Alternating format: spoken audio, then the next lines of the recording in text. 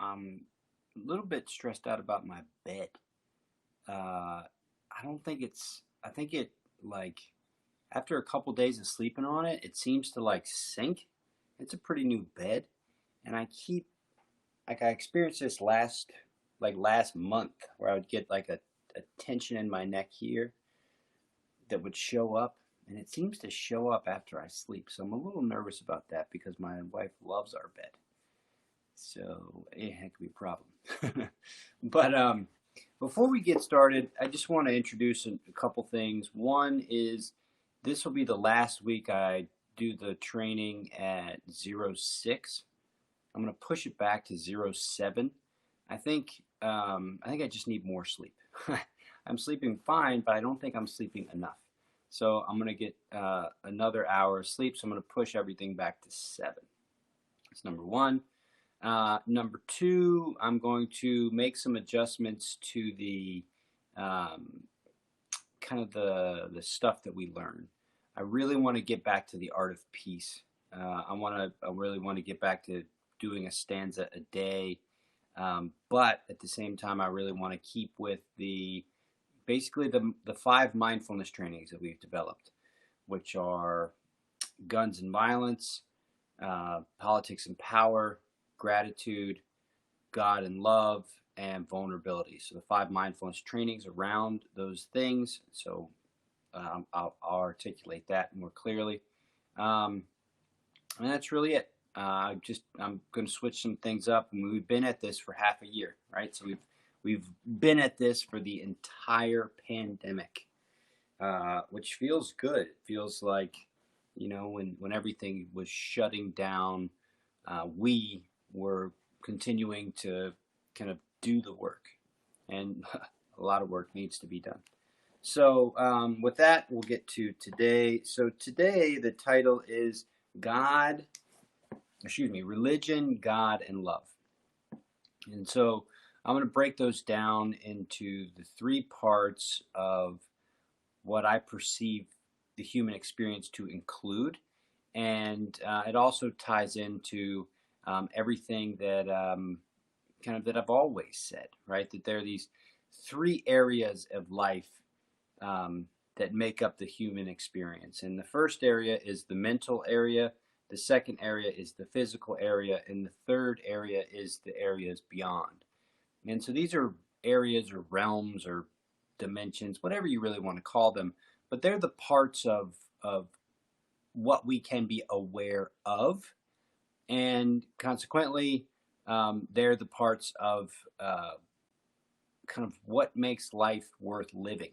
I think without any one of these parts, the mind, the body, or the infinite, or the spiritual, or the divine, or whatever you want to call it, without those 3 parts, life just wouldn't have the type of kind of fullness that's available to anyone who's willing to take the time to become mindful. So those are the 3 ways I interact with the human experience. And so I'm basically going to break down religion, God, and love in those 3 parts. So religion. Religion falls under the realm of the mind, okay? The realm of the mind can be characterized by a couple things. And the first thing it can be characterized by is that it's infinite. The mind can go in any direction, past, future, it doesn't matter. It's your mind. Your mind is unbelievably big. It's unbelievably skillful. It can also be unbelievably small. But the characteristics of its behavior and what to be aware of when you're in a state of mind is that it has a past and it has future. So the human being has memories, the human being has expectations, our identities exist inside the mind, our relationships to others are facilitated by the mind, our ability to have language is in the mind. So the mind is very much part of an identity and past and future, okay? So that's religion, all right? Now, God, okay, God is not the mind. God is not what we think of God. God is the present moment. God is all of the present moment, and that's a huge distinction. So when we think of where God isn't up here. We can think about what God is in our minds, but God isn't in our minds. God is in the present moment. God is the present moment. God arguably is the mind. God arguably is the experience. So it's the difference between, searching for God and being still and knowing God is there. God isn't the water or the tide.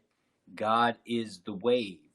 Um, there's all kinds of ways to kind of imagine this kind of relationship, but God is the present moment. And where does God show up in the present moment for a human? God shows up in the present moment for a human in the body. Now, if you're thinking about God, there might be an experience where in between the experience of thinking, there's a presence, and that presence is the presence of God. But God doesn't take place in the past. God doesn't take place in the future. That's the realm of the mind. That's the realm of religion. So, very important to distinguish. And then the third piece is love. Okay, so what does God use as God's vehicle for participation? And that's another important piece. Participation. The reality of God participating with the life of humanity is no longer a question for me. I know it's a question for a lot of people, which cool, but for me it's not a question. We aren't just a bunch of random atoms bouncing around in random soup. So how does God participate with us? Well, I think we can look at just what history has taught us and what all religions have kind of pointed out over the millennia. And that is God participates through love. Now, the thing about love that I think a lot of people don't understand is that love isn't without suffering. Love, by its very nature, includes suffering. It wouldn't be love if it didn't include suffering. So does that mean God suffers? I think it does. I think it does mean that God suffers because God is the love that is within us, through us, and the accumulative impact of all of us is love, is God. And so the accumulation of the aggregate, or the complete fullness of all there is God. God is experienced in the present moment.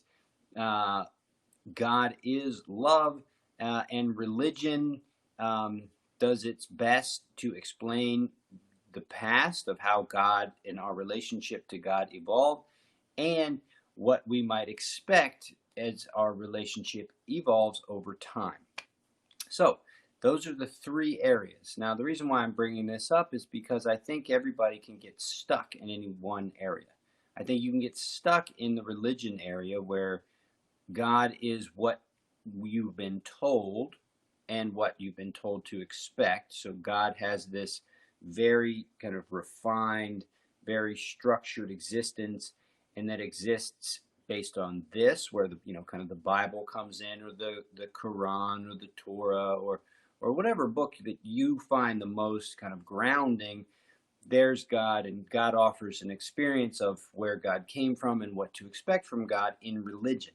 Now, does not mean that you can't experience God through religion. It doesn't mean that at all. When you find yourself in a relationship to God, and the relationship includes biblical story, and the second something shows up, a Bible verse pops into your head, etc., etc., it's still all it takes is just a moment of presence for God to appear. God appears in the context of the present moment, and you can get into the present moment through your mind. So there's absolutely perfect relationship there.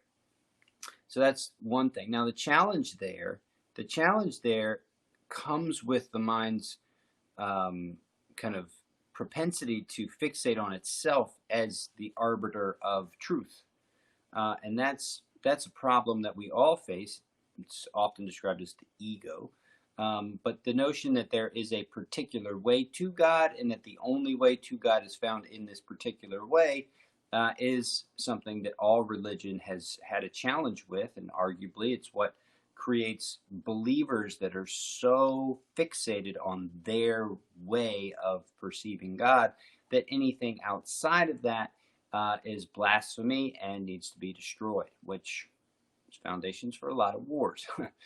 But it's also just it just points out the power of the mind, right? Just because your mind has the power to remember and the power to project doesn't mean that's the only thing there is. And the issue that we all face, and this is part of the reason why mindfulness is such a valuable resource for humanity, is to recognize that what we think and what we expect isn't all there is.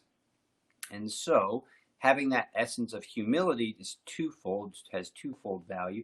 The first is that you can learn from lots and lots of different areas, and learning and expanding upon what you understand into projections into the future and being flexible is really, really cool. So that's awesome. But what's really, really great, and this is where the practice really comes in, is instead of getting to God, right, finding God, it's becoming still and present and knowing God in the present moment. That's the only place God can exist. God can only exist in the memory and in the expectation of a human being. God doesn't exist there. It's our memory or our expectation of God that exists there. God isn't there. Now, while remembering and having expectations of God, you can be present fully, and there God is. But the point is, God's always right now. This is God. This conversation is God.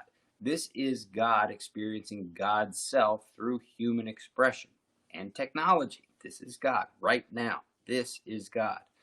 And so the present moment offers just a immediate engagement with God. And then the more you're aware of what's actually going on in the present moment, the more complex the actual experience and relationship to God can be. It's all right now. It all happens right now. This is God. This is the coolest, right? So that's right there. Now, we've talked about the individual, right? The individual, God being the present moment, the individual can think and project, and religion and blah, blah, blah, blah, blah. Identity, God's in the present moment. What connects those two and what will forever connect those two, which actually turns it into a circle, that's love. And so the type of love that God is the type of love that suffers. But the only reason it suffers is because it loves.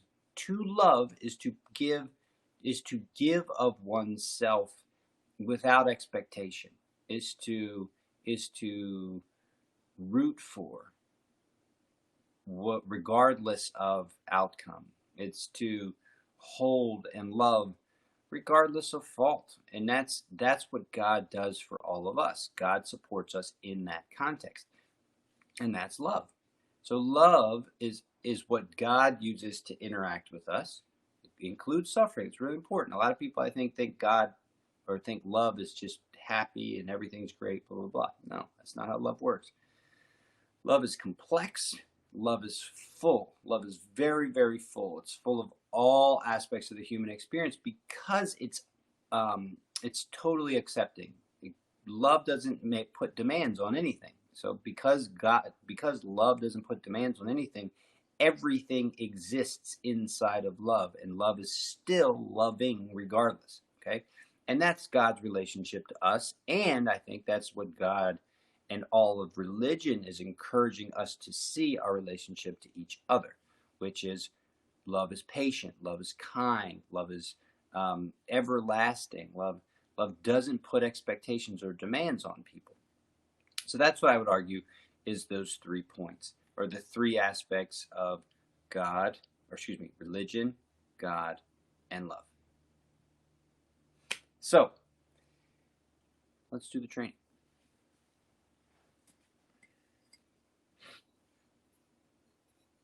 Settle in. We're about to begin. Here's the settle in sound.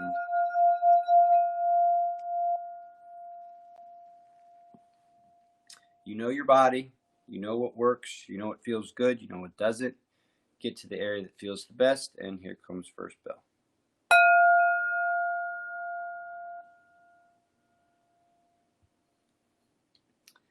Sight, sound, taste, touch, smell. We've been playing around this week with space. Space, space, space. So pick an object in your area. Pick another object, two objects, and look at the space between them. So I'm looking at my dog food container in a leg of my desk. And instead of fixating on the desk or the dog food container, I'm just imagining the space in between. And so there's a sense there's a line, but there's also volume there. So you imagine how much air is in between those two areas. There's a top side to it, so there's all the way up the space all the way up to the roof or to the ceiling. And then kind of the width.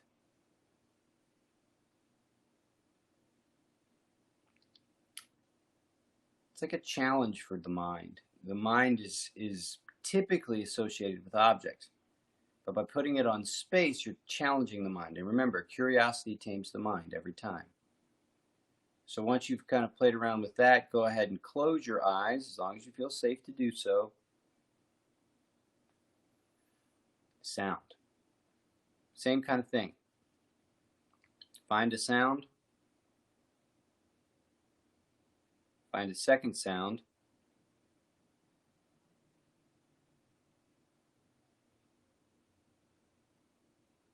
Space in between.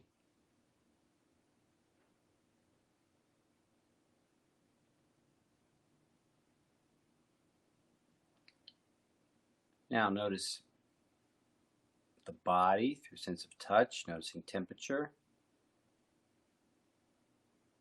If you're down south, you probably feel the heat.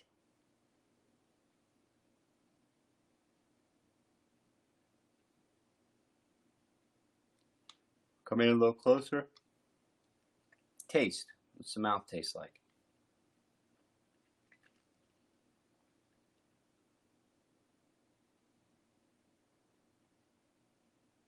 Now, sense of smell.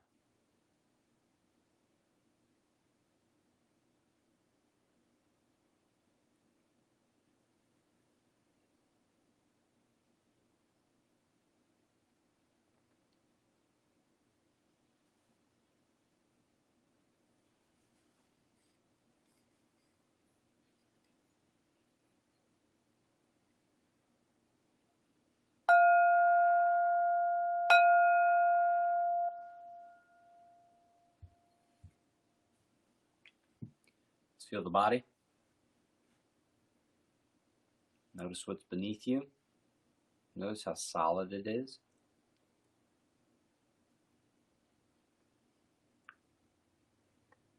Now come into the base of your spine at the pelvis.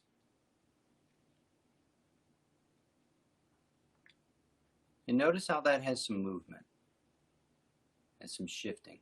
If you're sitting on an armor down cushion, you could kind of shift left or right, and if you shifted too much left or right, you'd fall right off. What you're looking for is balance. Once you've found balance, left, right balance, forward, backward balance, establish that, move into the core.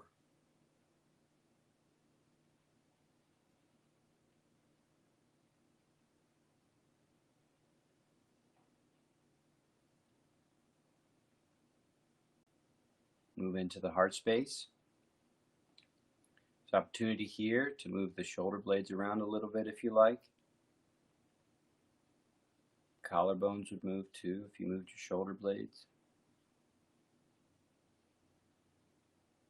Throat space. You can do a swallow if you like.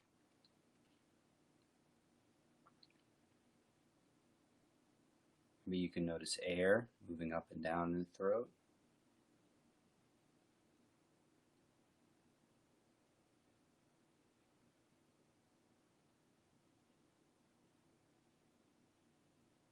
Now, top of the head. Now just play with this space again. So imagine the space between your ears.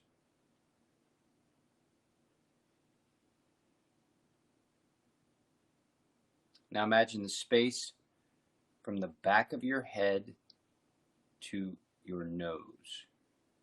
back of your head to your nose. And imagine the space of your head kind of intersecting, the space between your ears, the space between your nose, almost the center of your head.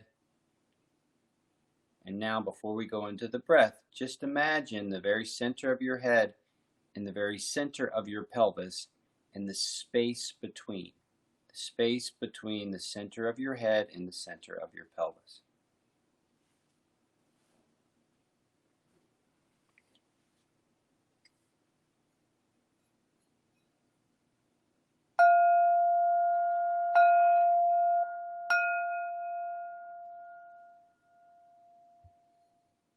Now, the space between the center of your head and the center of your pelvis fill with air. So take your first full inhale and exhale.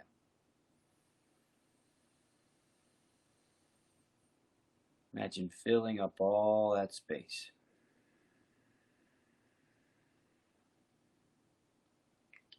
Now, imagine that space kind of maintaining itself, and then you're going to twist it. So inhale, twist to your right.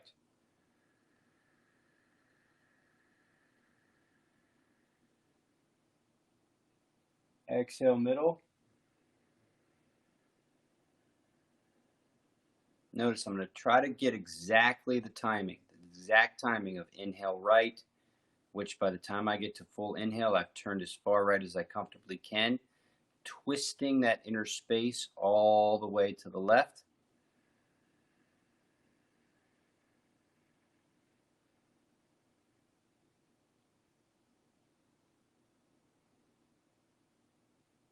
And then exhaling back, getting right perfect.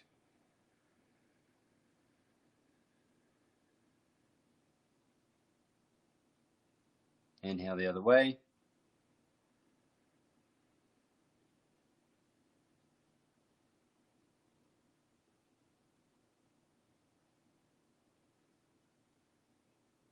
Back to the middle.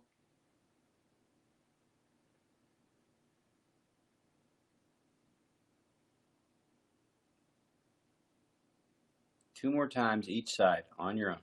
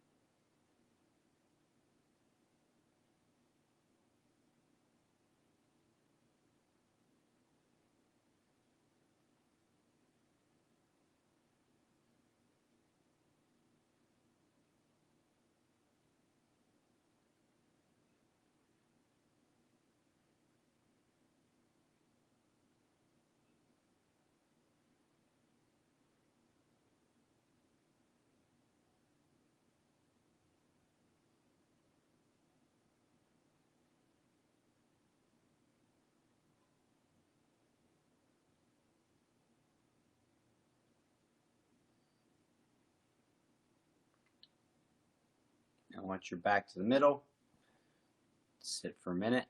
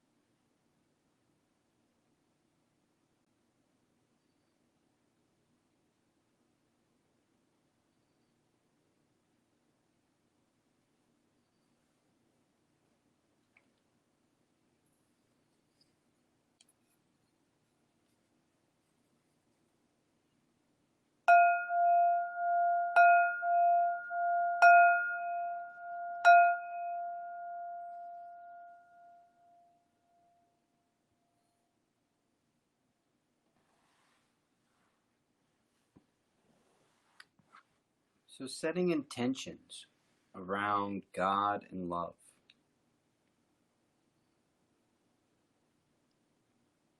I think there's a opportunity here to just kind of explore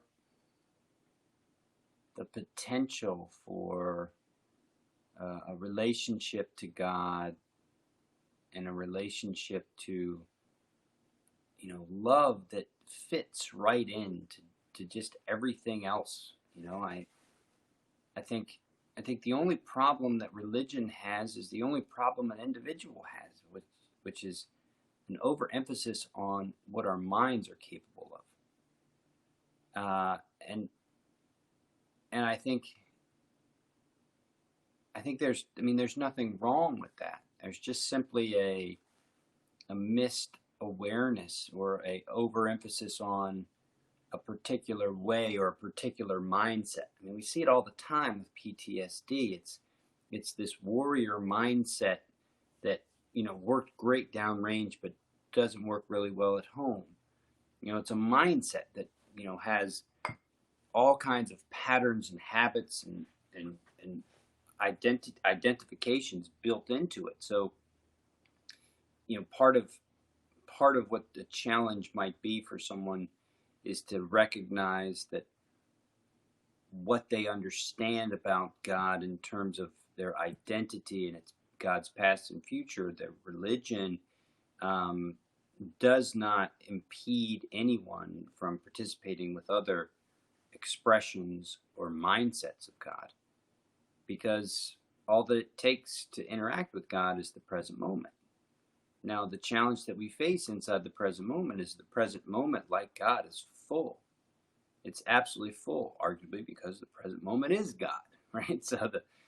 So what happens when we interact more and more with love is that there becomes more and more space to perceive God in God's fullest form, which is the present moment in the present moment's fullest form. And so these are the kinds of things that are available and also that are in the way. So if you have any thoughts or ideas about how to set an intention around maybe a deeper relationship to the present moment and God in the present moment, or a greater commitment to love, or maybe a challenge to a mindset that has kind of maintained itself to lesser and lesser effect, right? So the whole point of religion is to become closer to God, and if becoming closer to God is to become further separate from other people who don't follow the same mindset, then there's an intention to be had there. So yeah, leave it at that. All right, Armor Down. It's great to see you. See you tomorrow.